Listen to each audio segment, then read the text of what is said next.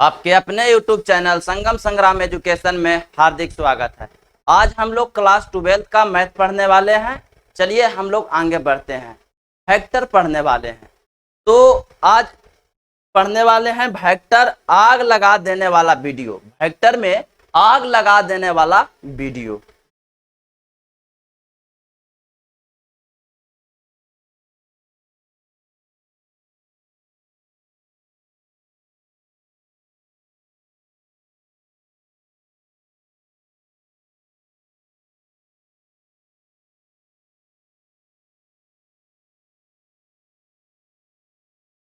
सबसे पहले हम लोग समझते हैं कि 12 का मैथ हम लोग किस प्रकार से पढ़ने वाले हैं। तो लाइव क्लासेस भी पढ़ सकते हैं। उसके बाद आपको रिकॉर्डेड वीडियो मिलने वाला है। क्लास में जितना भी पढ़ाया जाएगा उसका पीडीएफ या नोट्स उपलब्ध होगा। NCERT book solution, NCERT book solution total question को हम लोग सॉल्यूशन करने वाले हैं, यानी सोल्व करने वाले हैं। टॉपिक बाय टॉपिक ऑब्जेक्टिव 100+, यानी 100+ करवाएंगे। यहाँ तो 50 लिखा हुआ है, बाकी 50+ यानी 100+ होने वाला है। Topic by topic objective 50+। उसके बाद हम लोग देख रहे हैं कि टॉपिक बाय टेस्ट, तो टॉपिक बाय टॉपिक टेस्ट भी आपको होने वाला है। चलिए हम लोग अब सिलेबस के बारे में बात करते हैं। रिलेशन एंड फंक्शन, तो रिलेशन एंड फंक्शन आपको 10 नंबर के पूछने वाला है। उसके बाद एलजेब्रा में आपको मिलेगा मैट्रिक्स एंड डिटरमिनेंट। एलजेब्रा में आपको मिलने वाला है मैट्रिक्स एंड डिटरमिनेंट। तो मैट्रिक्स एंड डिटरमिनेंट आपको 13 अंक के आने वाला है। सबसे बड़ा टॉपिक कैलकुलस आपको सबसे बड़ा टॉपिक है, जो आपको 44 अंक का रहने वाला है। Vector and 3D, vector and 3D 17 अंक के मिलने वाला है। पे आपको 6 अंक के मिलने वाला है। प्रोबेबिलिटी आपको 10 अंक के मिलने वाला है, यानी टोटल हो गया आपका 100 अंक। तो इस तरह से हम लोग 12th का सिलेबस देखे कि 100 अंक किस तरह से आता है। एक बार फिर से रिलेशन एंड फंक्शन 10 नंबर के आएगा, एलजेब्रा 13 नंबर के आने वाला है, कैलकुलस 44 अंक के आने वाला है, वेक्टर एंड 3D 17 अंक के आने वाला है, पे 6 अंक के आने वाला है। अब प्रोबेबिलिटी आपको 10 अंक के आने वाला है, यानी टोटल 100 अंक हो गया आपका।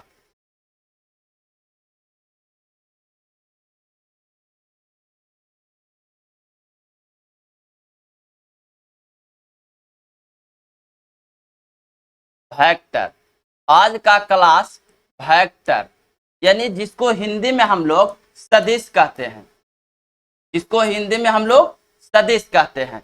तो सदिश पढ़ने से हम लोग पहले देखते हैं बेसिक बात कि फिजिकल क्वांटिटी क्या होता है, यानी भौतिक राशि क्या होता है। भौतिक राशि के बारे में हम लोग पढ़ेंगे। भौतिक राशियां, कि भौतिक राशियां होता क्या है, जिसको हम लोग इंग्लिश में फिजिकल क्वांटिटी कहते हैं। फिजिकल क्वांटिटी, तो फिजिकल क्वांटिटी क्या होता है, चलिए ध्यान देते हैं। तो भौतिक राशियां कहता है कि भौतिक के नियमों को जिन पदों में व्यक्त किया जाता है उसे भौतिक राशियां कहते हैं। एक बार फिर से ध्यान दिया जाए, भौतिक के नियमों को जिन पदों में व्यक्त किया जाता है उसे भौतिक राशियां कहते हैं। भौतिक राशियां के एक और परिभाषा, वैसी राशियां जिसे मापा जा सके भौतिक राशियां कहलाती है। तो भौतिक राशियां हम लोग समझें कि जिसे मापा जा सके भौतिक राशि कहलाता है, या भौतिक के नियमों को जिन पदों में व्यक्त किया जाता है उसे हम लोग भौतिक राशियां कहते हैं। जैसे में वेग, विस्थापन,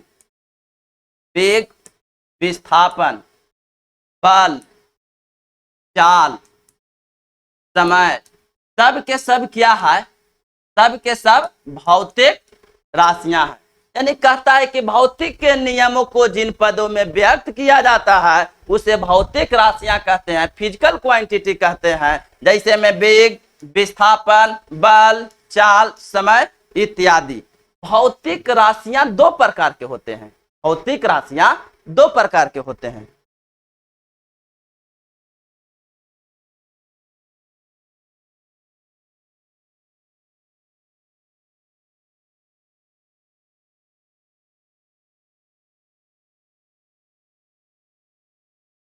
भौतिक राशियां, भौतिक राशियां दो प्रकार के होते हैं, दो प्रकार के होते हैं, दो प्रकार के होते हैं। भौतिक राशियां दो प्रकार के होते हैं। पहला अदेश राशि, पहला अदेश राशियां या अदिश, अदेश राशियां, अदेश राशियां या अदिश, इसको हम लोग इंग्लिश में scalar quantity, scalar quantity, scalar quantity कहते हैं।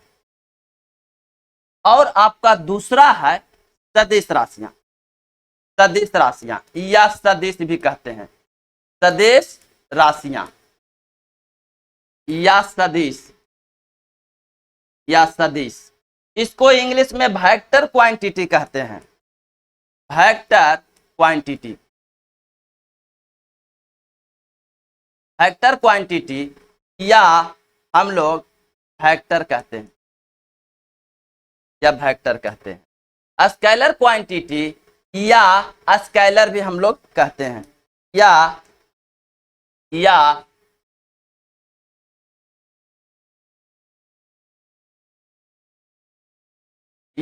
स्केलर भी कहते हैं।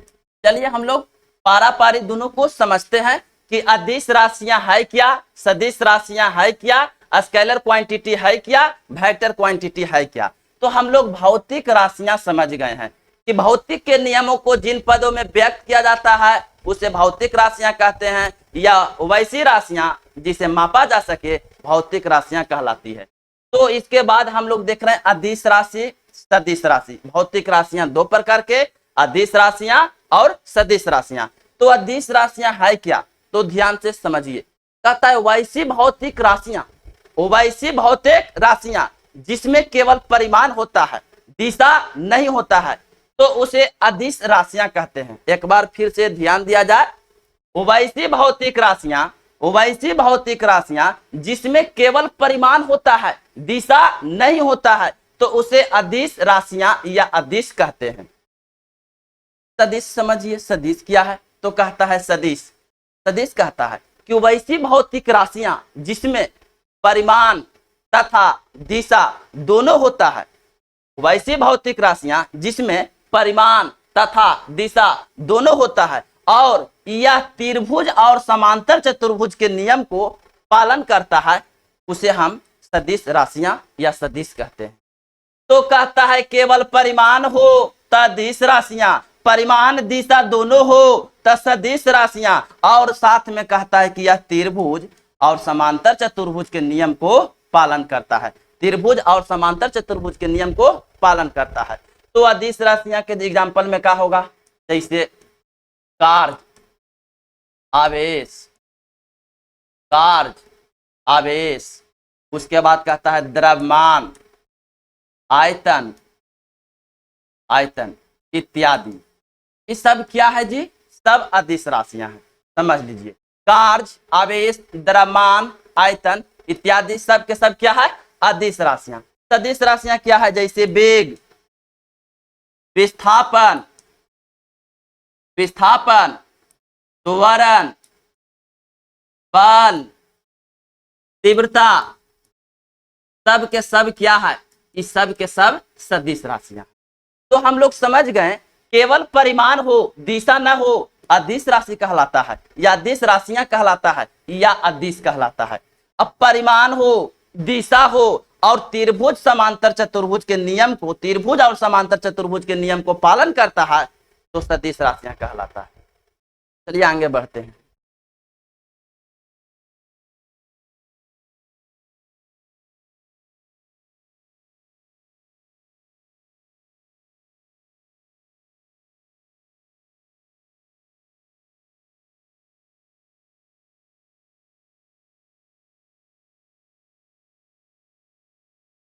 डिस्ट रेखाखंड, डिस्ट रेखाखंड, डिस्ट रेखाखंड, डायरेक्टेड, डायरेक्टेड लाइन सेगमेंट,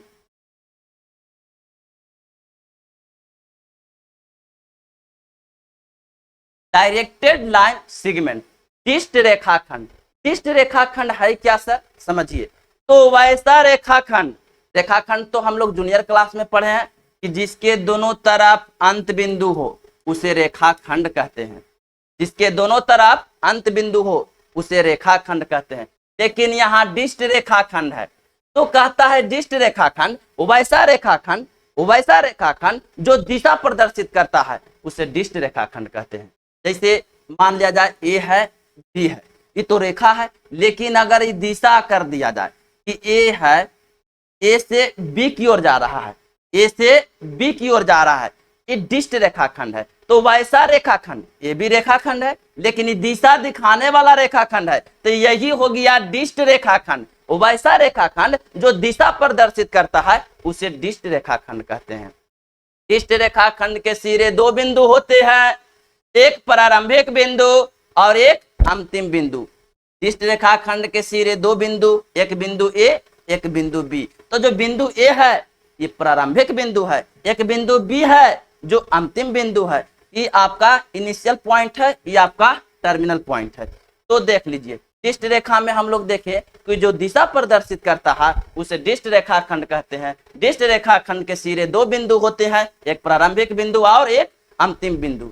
डिस्ट रेखाखंड की दिशा होता है, डिस्ट रेखाखंड की दिशा इसके प्रारंभिक बिंदु से अंतिम बिंदु की ओर होता है। डिस्ट रेखाखंड की जो दिशा होता है प्रारंभिक बिंदु से अंतिम बिंदु की ओर होता है। अब बताइए इसमें, तो इसमें इसमें प्रारंभिक प्रारंभिक प्रारंभिक इसमें प्रारंभिक, तो इसमें प्रारंभिक, तो इसमें प्रारंभिक बिंदु, इसमें प्रारंभिक बिंदु, इसमें प्रारंभिक बिंदु, इसमें प्रारंभिक बिंदु कौन है जी, ए है। इसमें प्रारंभिक बिंदु, प्रारंभिक बिंदु ए तथा अंतिम बिंदु, तथा अंतिम अंतिम बिंदु बिंदु बी है। तो यहाँ हम लोग क्या देखें, वैसा रेखाखंड जो दिशा प्रदर्शित करता है उसे डिस्ट रेखाखंड कहते हैं, उसे डिस्ट रेखाखंड कहते हैं, या वह डिस्ट रेखाखंड कहलाता है। डिस्ट रेखाखंड के सिरे दो बिंदु होते हैं, एक प्रारंभिक बिंदु और एक अंतिम बिंदु। डिस्ट रेखाखंड की दिशा, डिस्ट रेखाखंड की दिशा, डिस्ट रेखाखंड, डिस्ट रेखाखंड, रेखाखंड की दिशा, की दिशा इसकी प्रारंभिक बिंदु से, प्रारंभिक बिंदु से अंतिम बिंदु की ओर होता है, प्रारंभिक बिंदु से अंतिम बिंदु की ओर होता है, अंतिम बिंदु की ओर होता है। यहाँ हम लोग देखें होता है, देखें क्या डिस्ट रेखाखंड कोई बड़ी सी बात नहीं है, रेखाखंड है लेकिन दिशा दिखाने वाला रेखाखंड है, तो उसका नाम पड़ गया डिस्ट रेखाखंड। यानी देखा कि देखें हम लोग क्या कि बिंदु ए है, एक बिंदु बी है, तो एक बिंदु ए और बी, ए से बी की ओर जा रहा है, यही डिस्ट रेखाखंड है। तो दिशा दिखाने वाले रेखाखंड को, दिशा दिखाने वाले रेखाखंड को डिस्ट रेखाखंड कहते हैं।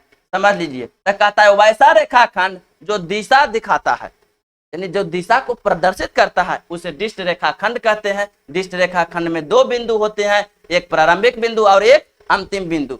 एक अंतिम बिंदु बी है, प्रारंभिक बिंदु ए है, तो एक प्रारंभिक बिंदु और एक अंतिम बिंदु। तो हम लोग जान गए कि डिस्ट रेखाखंड समझ गए हैं, और इसकी दिशा जो होता है बिंदु ए से बी की ओर होता है, प्रारंभिक बिंदु से अंतिम बिंदु की ओर होता है, क्योंकि बिंदु ए प्रारंभिक बिंदु है और बी है अंतिम बिंदु, तो ए से बी की ओर होगा। आगे बढ़ते हैं, चलिए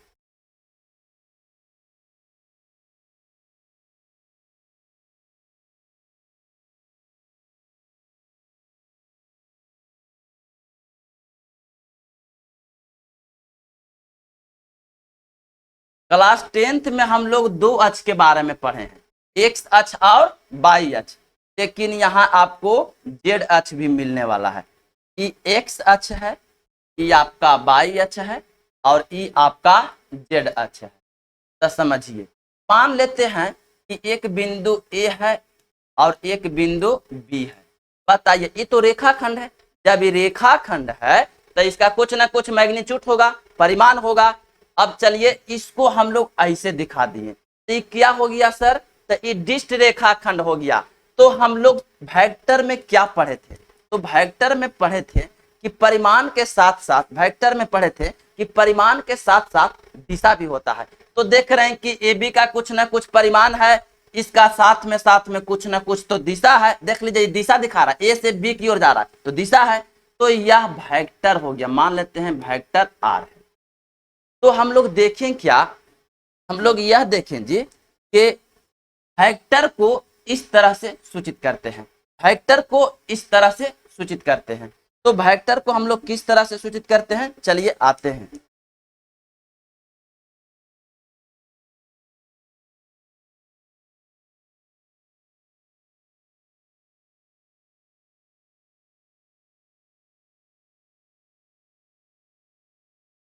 वेक्टर को वेक्टर को अंग्रेजी वर्णमाला के अंग्रेजी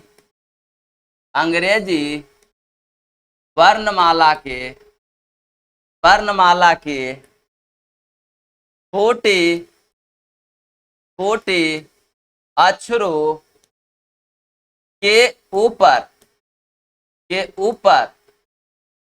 तीर का निशान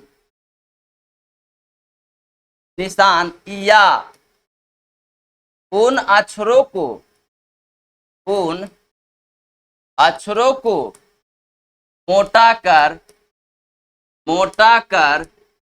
मोटा कर सूचित करते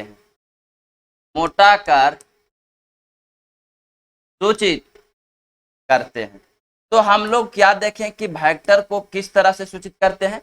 तब वेक्टर को अंग्रेजी वर्णमाला के छोटे अक्षरों के ऊपर तीर के निशान या उन अक्षरों को मोटा कर सूचित करते हैं।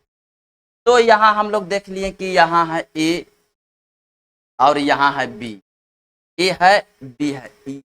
मान लेते हैं कि वेक्टर ई ए है, मान लेते हैं कि वेक्टर ई है जे ए है। तो मान लेते हैं कि वेक्टर ई ए है,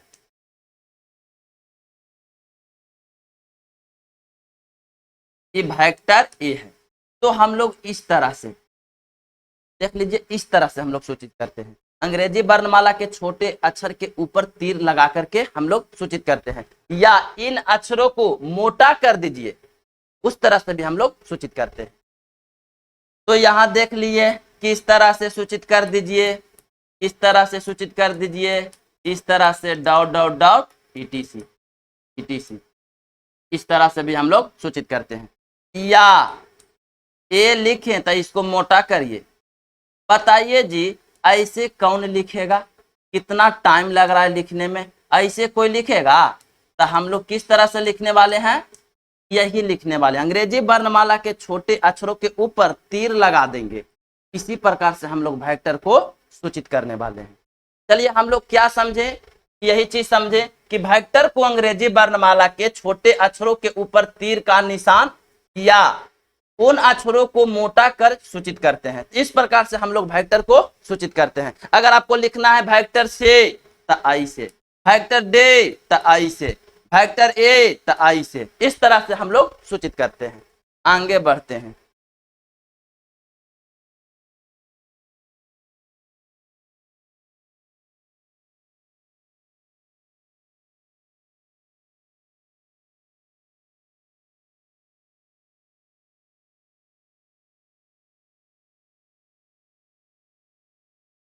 सदिश का मापांक, मॉडुलस ऑफ वेक्टर,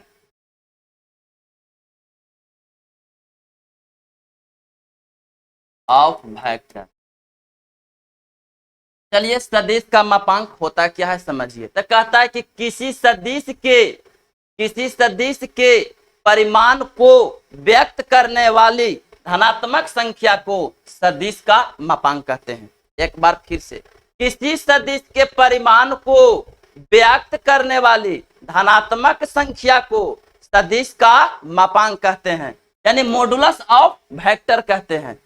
तो मॉडुलस ऑफ वेक्टर कहते हैं। चलिए मान लेते हैं कि कोई वेक्टर ए है, तो वेक्टर ए को या वेक्टर ए का मापांक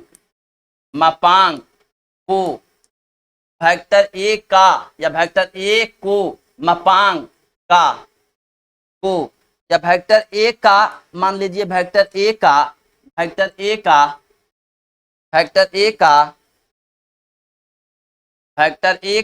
मापांक को वेक्टर ए के मॉडुलस या ए से सूचित करते हैं। इस तरह से हम लोग सूचित करते हैं, ध्यान दिया जाए, सूचित करते हैं। तो वेक्टर ए का मापांक को इस तरह से या इस तरह से सूचित करते हैं। अगर वेक्टर बी के बारे में कह देबे कि वेक्टर बी के मापांक को किस तरह से, तो वेक्टर बी का मापांक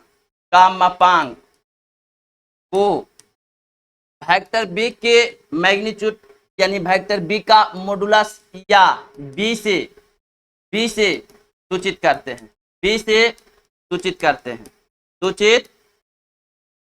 हैं।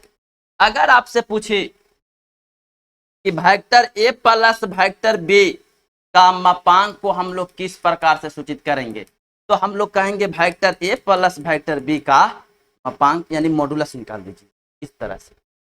तो हम लोग समझ गए कि किसी सदिश के परिमाण को व्यक्त करने वाली किसी सदिश के परिमाण को व्यक्त करने वाली धनात्मक संख्या को सदिश का मापांक मॉडुलस ऑफ वेक्टर कहते हैं।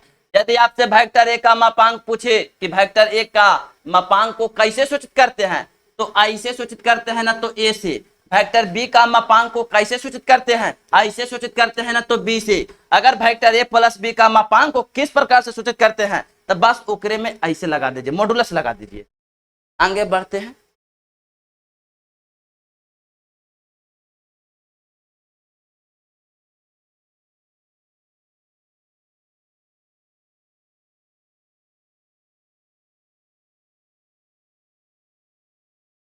यदि वेक्टर ए बराबर एक्स आई वेक्टर प्लस वाई जे वेक्टर प्लस जेड के वेक्टर इस प्रकार से, तो वेक्टर ए का मापांक ज्ञात करें। अब समझिए, जरा ध्यान दीजिए। तो जब भी इस तरह के क्वेश्चन देले रहे कि वेक्टर ए का मान है आई के गुणांक है एक्स, वेक्टर जे का गुणांक है वाई, वेक्टर के का गुणांक है जेड, तो आपको वेक्टर ए है उसका मापांक बताना है। तो क्या होगा समझिए। तो आपको वेक्टर ए का जो मापांक होता है रूट अंडर आई के गुणांक के होल स्क्वायर, तो आई के गुणांक एक्स है ओकर होल स्क्वायर प्लस जे के गुणांक के होल स्क्वायर, तो वेक्टर जे के गुणांक वाई है तो वाई के होल स्क्वायर प्लस वेक्टर के गुणांक के होल स्क्वायर। यही आपका सूत्र होता है, याद रखिए, यही आपका सूत्र होता है। यानी क्वेश्चन क्या कह रहा है कि वेक्टर ए देले है एक्स आई वेक्टर प्लस वाई जे वेक्टर प्लस जेड के वेक्टर, तो वेक्टर ए का मॉडुलस बताना है यानी मापांक बताना है, इसका मापांक क्या होने वाला है। तो इसका सूत्र होता है, जब भी पूछे वेक्टर ए या कोई भी चीज के मापांक पूछे तो कुछ नहीं, आई के गुणांक के होल स्क्वायर रूट के अंदर प्लस वेक्टर जे के गुणांक जो भी रहे ओकर होल स्क्वायर प्लस वेक्टर के गुणांक जो भी रहे ओकर होल स्क्वायर। यह फार्मूला है। अब क्वेश्चन हम लोग समझते हैं। तो क्वेश्चन हम लोग किस प्रकार से, यदि वेक्टर ए बराबर 2y vector plus 3j vector plus 4k vector का मापांक बताएं, मापांक ज्ञात करें। तो मापांक निकालने का टेक्निक यही है, आई के वेक्टर आई के गुणांक को x कहते हैं, वेक्टर जे के गुणांक को y कहते हैं, वेक्टर के गुणांक को z कहते हैं। तो यहाँ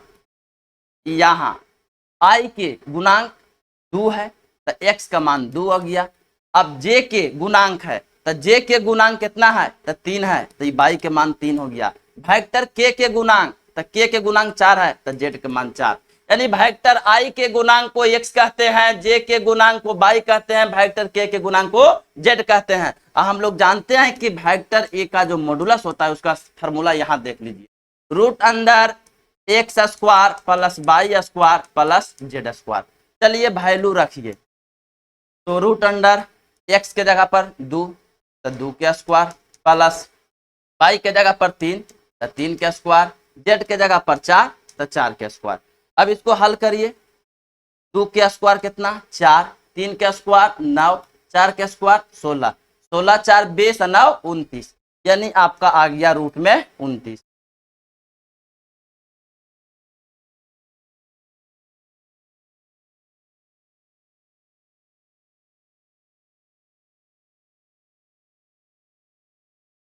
यानी वेक्टर ए का जो मापांक आया रूट में आ गया, यानी 16 4 20 9 29। आगे बढ़िए,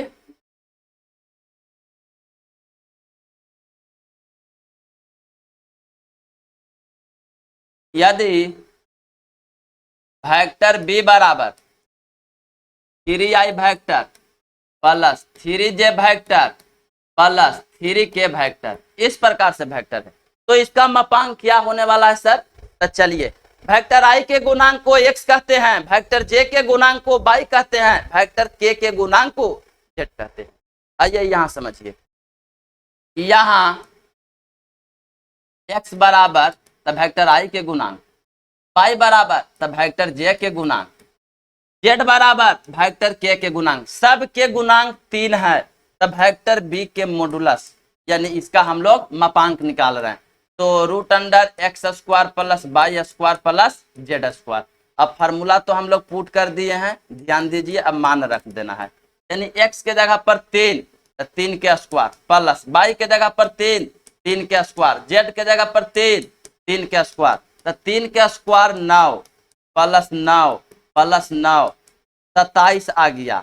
तो 27 को हमने कहते हैं 3 गुना 3 गुना 3, तो 2 को जोड़ा लग के एक बाहर निकल गया, यानी 3 रूट 3 आ गया। यानी वेक्टर बी का जो मापांक आ गया वो आपका आ गया कितना जे 3 रूट 3। वेक्टर बी का मापांक आ गया 3 रूट 3। आगे बढ़िए,